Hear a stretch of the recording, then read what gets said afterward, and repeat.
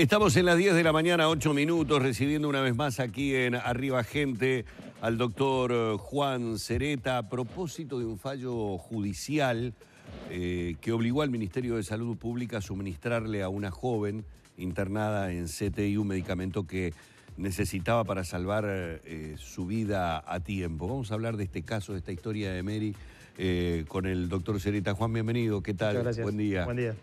Yo creo que hoy en la mañana muy temprano, escuché, fíjate lo que son las cosas, lo que escuché fue el mensaje que creo que el suegro de esta chica enviaba a una radio hablando de que el fallo judicial la había favorecido y hablando de la impaciencia y la ansiedad y bueno, y de una movida en la que tuvo mucho que ver la familia que desde un primer momento trató de que este medicamento llegara para salvar la vida de esta joven. ¿Cómo es la historia? ¿Cuándo empieza esta historia? Bueno, para nosotros empieza el jueves pasado, no el anterior. Yo estaba en la oficina de la facultad. Nosotros atendemos... La facultad está cerrada, no hay clases ahora. Quiere decir que no hay estudiantes, no hay docentes, simplemente están los funcionarios administrativos que siguen trabajando. Y nosotros que seguimos solamente atendiendo los jueves, a partir de las 19, solamente casos de salud, que es lo único que no se interrumpió durante el receso estudiantil. Y si bien empezamos a las 19, yo normalmente voy 17:30 por ahí porque corrijo los escritos que me dejaron los voluntarios y después empezamos con la atención. Y a esa hora aparece un joven buscando mi oficina, que está además en un entrepiso, no es fácil encontrarla, la facultad desierta, un joven de unos 20 años que se notaba con cara de desesperación, que me plantea que su novia está en el CTI, que los médicos le dicen que necesita un medicamento que no está cubierto y que en el ministerio le habían referido que la única manera de conseguirlo era a través de un juicio de amparo. Se da la particularidad que Mary, esta chica de 19 años, trabajaba como pasante en el propio Ministerio de Salud Pública. Ajá. Y justamente trabajaba en una sección que recibe peticiones de medicamentos no cubiertos. O sea que era alguien que estaba, ella y sus compañeros están totalmente habituados a esta situación. Claro. Es más, los muchachos, mis estudiantes que trabajan en esta área, la conocen a Mary porque la ven cuando van a presentar peticiones, etc. Entonces, bueno, este muchacho me plantea esa situación. Le digo que, bueno, que en principio me adelante algo, pero que lo atendemos con mucho gusto a las 19, con toda la gente que normalmente viene por este tema. Y bueno, y a las 19 vuelve él ya con los papás de Mary para plantearnos la situación. Mary es una chica de 19 años que terminó el Liceo en Rivera, que se vino a estudiar Ciencias Económicas a Montevideo, primero en la residencia de la Intendencia de Rivera, buscó trabajo, consiguió a través del empleo juvenil, del primer empleo juvenil, se presentó en el MIDES y entró como pasante en el Ministerio de Salud Pública finalmente. Y bueno, quien empezó con una sintomatología rara, con un dolor abdominal, esta enfermedad, la que tiene Mary, que se llama porfiria, es una enfermedad bastante engañosa en cuanto a la sintomatología, porque da dolores abdominales muy fuertes, que a veces se confunden con situaciones con cuadros de apendicitis o de obstrucciones intestinales, etc. Bueno, la internaron, la cosa se fue agravando, terminó en el CTI. Esta enfermedad, en los ataques agudos, como el que tiene Mary, afecta mucho el sistema nervioso central. Ella empezó con una paralización de sus miembros, después ya incluso de los músculos que necesitamos para respirar, por lo cual hubo que poner el respirador. Y bueno, la situación se fue complicando cada vez más hasta que se dio el diagnóstico de la enfermedad, que yo la verdad no la conocía, nunca había escuchado. ¿Mary sabía que tenía esta enfermedad? ¿Estaba diagnosticada? No estaba diagnosticada, o sea, le apareció este ataque y ahí a partir de eso se diagnosticó. Lo único que sí me vino a la mente fue la novela de Paula, de Allende, claro, porque justamente es la enfermedad que tiene la hija de Isabel Allende, que en ese momento no se conocía ningún tratamiento como existe ahora. Y bueno, y cuando nos plantearon eso, les dijimos, miren, pero para 48 horas, como ellos nos pedían el medicamento, nosotros no tenemos ningún proceso judicial que en esos tiempos logre conseguir un medicamento. De todas maneras, podemos ponernos a trabajar ya. Era un jueves, ustedes para mañana consigan la historia clínica, el informe del médico, y nosotros fin de semana preparamos la demanda y el lunes a las 9 de la mañana estamos en el juzgado con la demanda. Justo se terminaba la feria judicial, esperemos que la juez de feria nos tome la audiencia el miércoles. Le planteamos toda esa situación, pero dijimos, bueno, hay que ponerse a trabajar para conseguir la primera dosis porque los tiempos no van a dar si esperamos lo judicial. Y ahí el novio de Mary, la familia, los amigos del novio empiezan toda una campaña apelando a la solidaridad de la gente, logran conseguir la suma de dinero que se necesitaba para la primera dosis y bueno, y contactarse con los laboratorios, con los importadores, porque este medicamento se trae de Francia. Y logran afortunadamente toda esa movida impresionante de la familia, logra conseguir... O sea, antes de 48 horas pudo recibir la primera dosis fruto del trabajo y esfuerzo de la familia. De la familia, del novio, y de los papás, de toda la gente, de los amigos. Conseguir el dinero y que lo traigan, son dos cosas. Que lo traigan, contactarse con quien lo trae, cómo hacerlo llegar, etcétera, etcétera. No es sencillo. Y mientras tanto nosotros seguíamos con la parte judicial. El miércoles finalmente, como le habíamos prometido, el lunes presentamos la demanda, el miércoles tuvimos audiencia, hablamos con la juez de feria, porque el jueves terminaba la feria, le pedimos que el mismo miércoles se pudiera tomar toda la prueba. Le pedimos a los médicos del CTI, del Círculo Católico, que gustosamente se prestaron para ir a declarar al juzgado y explicar toda la situación. Llevamos a los médicos, declararon, ya alegamos ese mismo día y le pedimos por favor a la juez si nos podía dictar la sentencia el día siguiente, el jueves. Como ese día terminaba la feria y ya estaba llena la agenda de sentencias, amablemente habilitó un horario especial para dictar la sentencia y el jueves, fuera del horario común, tuvimos la sentencia que condenó al Ministerio a suministrarle. Ahora estamos en la etapa de exigirle al Ministerio que cumpla la sentencia, porque una vez que uno gana uno de estos juicios, tiene que empezar un trámite administrativo que no siempre es sencillo, ante el Ministerio justamente para exigirle que inicie esos mismos trámites que hizo la familia para las primeras dosis, que lo haga el Ministerio y lo traiga. Todavía no hemos logrado que cumpla, es más, el día de ayer tomamos conocimiento que el Ministerio había apelado la sentencia, por lo tanto, esta decisión va a ser revisada por un tribunal de apelaciones y bueno, ¿y eso cuánto veremos tiempo qué sucede.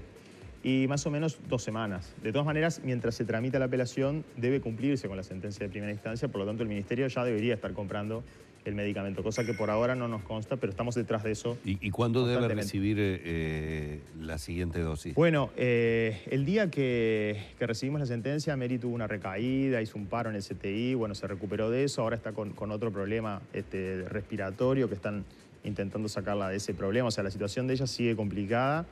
Los médicos están un poco evaluando el día a día, el minuto a minuto, para que mejore un poco y poder darle la segunda dosis. ¿Son muchas dosis, Juan? Son 16. En realidad, esto se trata solamente cuando la enfermedad da un empuje como este. Y bueno, son 16 todo el tratamiento para salir de esta crisis y después, si Dios quiere y sale bien, estar atentos simplemente por si lo vuelve a necesitar. Pero a veces pasan años y no vuelven a tener otra crisis estos enfermos. ¿Qué tipo de medicación es esta que puede...? Es una enfermedad sobre todo hematológica, ¿no? Sí, es una enfermedad metabólica, es una enfermedad múltiple, justamente se la denomina como la enfermedad engañadora porque te da sintomatologías distintas.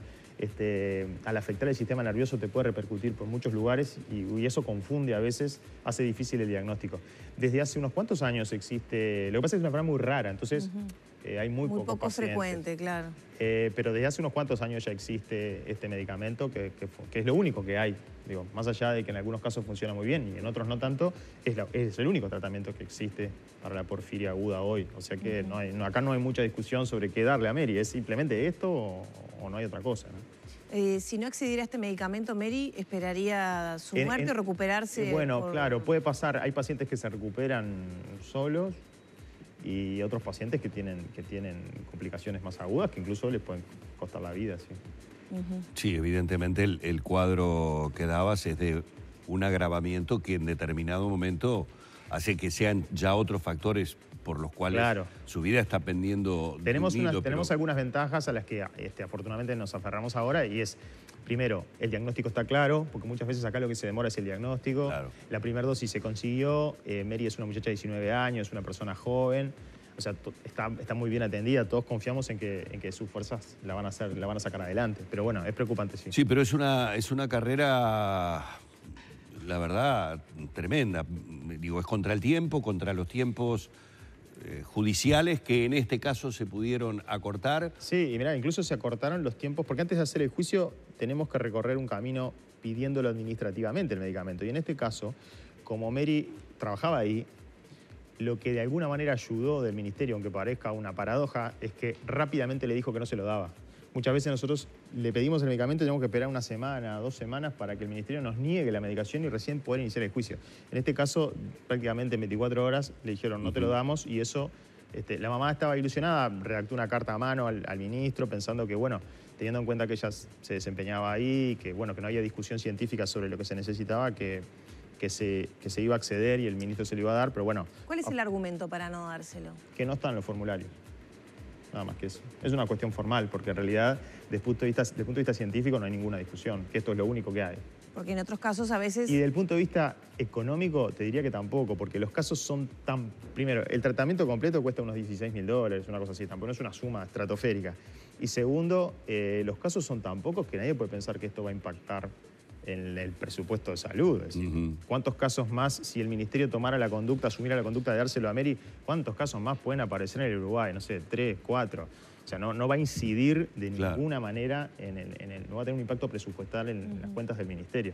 Evidentemente es una cuestión burocrática. ¿Ver un cambio de actitud, de negar más solicitudes por esta vía? Porque de alguna manera el consultorio jurídico de Facultad de Derecho está cobrando protagonismo, está teniendo éxito. Hemos hecho otras notas, ¿no?, hablando del porcentaje de sentencias favorables que están logrando.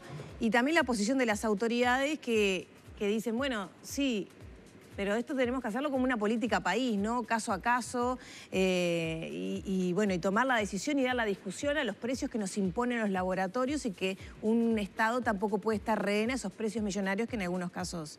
Bueno, yo lo que creo es que los que están de rehenes son los pacientes.